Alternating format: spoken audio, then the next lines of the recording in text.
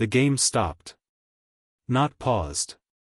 Not delayed by rain or a mechanical issue with the stadium lighting or one of the dozen routine interruptions that punctuate a baseball game without anyone remembering them the following morning. It stopped. Completely.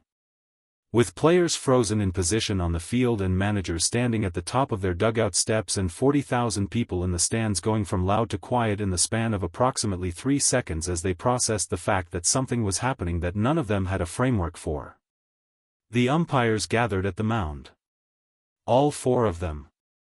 Which almost never happens.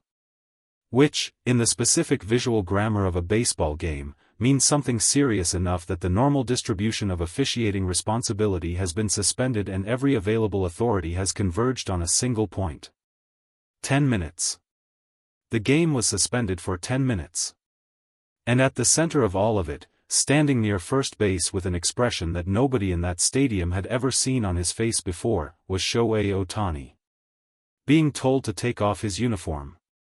To understand how a baseball game arrives at a moment where a first base umpire walks toward the best player in the sport and instructs him to remove his jersey for a body search, you need to go back to the 2 fouls that preceded it. The word foul is doing significant work in that sentence. Because in baseball, a foul is a specific technical term, a ball hit outside the boundary lines, a base running infraction, a procedural violation that results in an out or a penalty depending on the circumstances. Fouls happen dozens of times in every game. They are catalogued, penalized, and forgotten within seconds. What the athletic star did to Otani in that game was not forgotten within seconds. The first incident happened in the 3rd inning. Otani was running the bases, and when Otani runs the bases, the defense pays a specific kind of attention that they don't pay to most base runners, because his combination of size and speed and baseball instinct makes him a threat that demands real management. He had reached first on a single and was reading the pitcher's move to the plate with the focused intensity that characterized everything he did on a baseball field. What happened next was caught on the center field camera at an angle that left almost no interpretive ambiguity. The athletics player, positioned in a way that gave him proximity to the base path without technically obstructing it, made contact with Otani. Not incidental contact. Not the ordinary physical negotiation of bodies in space that happens constantly on a baseball field without comment or consequence. Deliberate contact. With intent that was visible in the way the body moves when it is making a choice rather than responding to circumstance. Otani stumbled. Caught himself. Turned and looked at the player with the specific expression of someone who has registered exactly what just happened and is deciding, in real time, what to do with that information. He said nothing. He returned to his base. The umpires conferred briefly, issued a warning, and play resumed. The second incident happened 11 minutes later. Same player. Same intent. Considerably less deniability. This time there was no ambiguity of angle or interpretation. This time the contact was visible from every camera position in the stadium simultaneously, which is how it became one of the most viewed clips in baseball that entire season within approximately 40 minutes of occurring. Otani went down. Not injured, that distinction matters enormously, and the collective exhale that moved through the stadium when he rose immediately from the ground was audible enough to register on the broadcast audio. He was not hurt. But he had been put on the ground. Deliberately. By a player who had already been warned. In front of 40,000 witnesses and every camera that the television broadcast had positioned around the field. The 4 umpires converged. And this is where the story becomes something that baseball had not quite seen before. The first base umpire, a 17-year veteran of Major League officiating, a man who had worked 4 World Series and whose professional reputation was built on the specific quality of remaining composed in situations designed to produce the opposite, walked toward Otani with a purpose that was visible from the upper deck. What he said, as reconstructed through multiple accounts from players and coaches positioned close enough to hear it, was this. He said, "I need you to step aside for a moment. There's a procedure we need to follow before we can continue." Otani looked at him. The umpire said, I need you to remove your jersey. The stadium, which had been generating the noise that 40,000 people generate when something significant has just happened and they are collectively waiting to understand what comes next, went to a different kind of quiet. The kind that means nobody is entirely sure what they just watched. The procedure the umpire was invoking exists in baseball's rulebook in a form that most fans have never encountered because it is almost never necessary to invoke it. It concerns foreign substances, the pine tar regulations, the grip enhancement rules, the specific protocols that umpires are empowered to follow when there is a reasonable basis for believing that a player may have an illegal substance on their person or equipment that is affecting the game. Someone had made a report. The specifics of who made the report, and what exactly they claimed to have observed, and what chain of communication led from that observation to a first base umpire walking toward the highest paid player in baseball and asking him to remove his jersey, those specifics were the subject of significant subsequent reporting and remain, in some of their details, disputed. What is not disputed is that the report was made. That the umpires were obligated to follow the protocol once it was made. And that the protocol required exactly what the umpire requested, a physical inspection, conducted with as much dignity and privacy as the circumstances of a Major League Baseball field allow, to determine whether the substance concerned had any basis in reality. Ohtani's reaction was not what anyone expected. He could have refused. Players have refused before, not in this specific protocol context, but in the broader sense that athletes in high-emotion situations sometimes make the choice to contest a procedure rather than submit to it, accepting the consequences of that contest as preferable to the experience of compliance. He could have turned to his manager.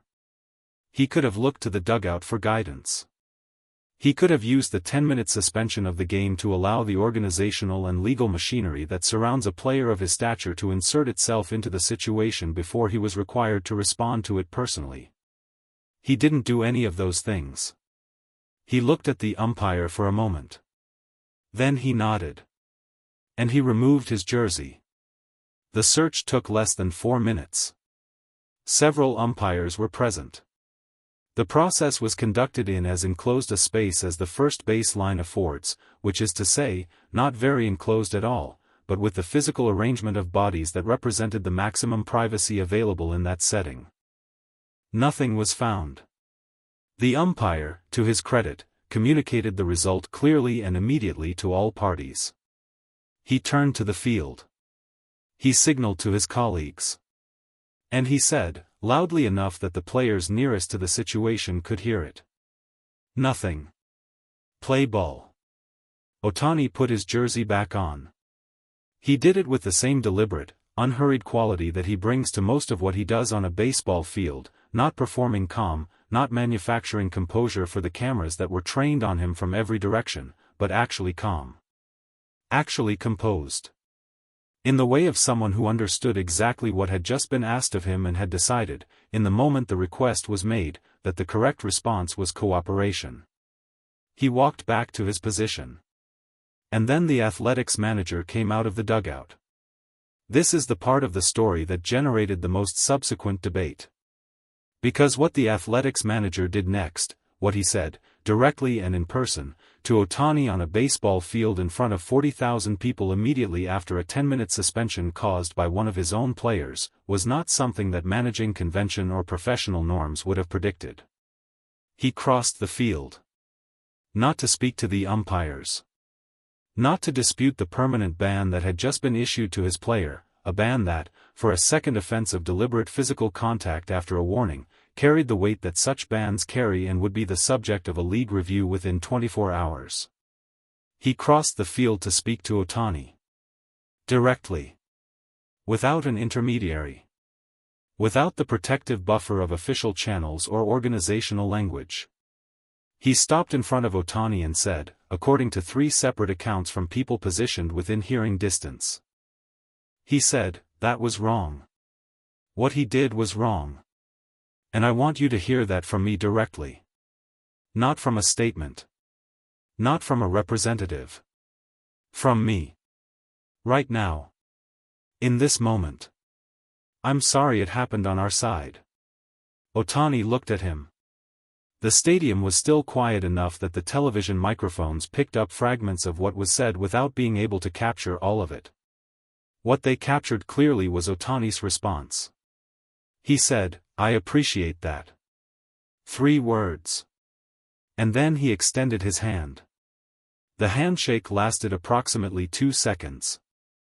In the context of everything that had surrounded it, the 2 fouls, the body search, the 10-minute suspension, the permanent ban, the 4 umpires on the mound and the 40,000 people in the stands and the broadcast cameras capturing every frame of it, 2 seconds was both nothing and everything.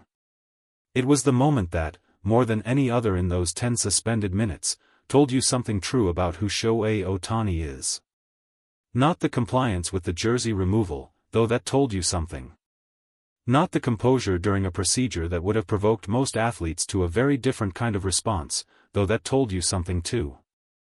It was the handshake. Because the handshake required something that compliance and composure don't require. It required the active decision to receive what the opposing manager had offered, a genuine apology, extended across the competitive divide of a baseball game with the vulnerability that genuine apologies carry, and to honor it. Not to perform graciousness. Not to manage the public optics of the moment. But to actually receive what had been offered and respond to it as it deserved. He extended his hand. And in doing so, he told the 40,000 people in that stadium and the millions watching on broadcast exactly what he thought the moment required. Not escalation. Not grievance. Not the amplification of something that had already caused enough disruption to a game he had come to play. Resolution. The Athletics player received his permanent ban confirmation the following morning. The league's statement was precise and unambiguous. 2 deliberate physical contacts within a single game, following an official warning after the first. The conduct described was incompatible with the standards of professional competition at the major league level. The ban would be reviewed through the standard appeals process but would remain in effect pending that review. His manager said nothing publicly about the player's actions beyond confirming awareness of the ban. The player himself issued a statement through his representatives that used the word regrettable twice without specifying exactly what was being regretted. Nobody in the baseball world spent much time on either statement. Roberts spoke about it in his post-game availability with the careful language of a manager who had watched something serious unfold from 30 feet away and was still processing its full dimensions. He said, "What happened to Shohei today was unacceptable. The umpires handled it correctly. The league handled it correctly. And Shohei handled it in a way that, and I want to say this clearly, most people would not have handled it. The body search was unnecessary and uncomfortable and Shohei cooperated without complaint because he understood that cooperation was the right response. And then he shook that man's hand. And that tells you everything you need to know about who he is." Roberts paused. Then said, "I've managed a lot of good people in this game. But what I watched today was something different. That was character. Actual character. The kind that shows up specifically in moments that are designed to test it." He looked at his notes. Then looked up. He said, "I'm proud to manage him." Somewhere after the final out was recorded, after the last pitch was thrown and the last out was made and the business of the game concluded in the ordinary way that baseball games conclude regardless of what has happened inside them, Ohtani sat in front of his locker. A reporter approached carefully and asked whether he wanted to say anything about the events of the game. Ohtani listened to the translation. His expression was the expression of someone who had already moved through the day's events and was residing somewhere on the other side of them. He said, through his interpreter, "Baseball is a long season. Things happen. You handle them and you keep playing." The reporter asked, "Were you angry?" Ohtani was quiet for a moment. Then said, "Yes." One word. Honest and direct and exactly as long as it needed to be. The reporter asked, "How did you manage it?" Ohtani looked at him. Then said, "I remembered what the game is. And what it isn't." He picked up his bag. And he walked out of the room the same way he had walked onto that field, with the quiet, unshakable certainty of a man who knows exactly who he is and has never once needed the world's chaos to tell him differently.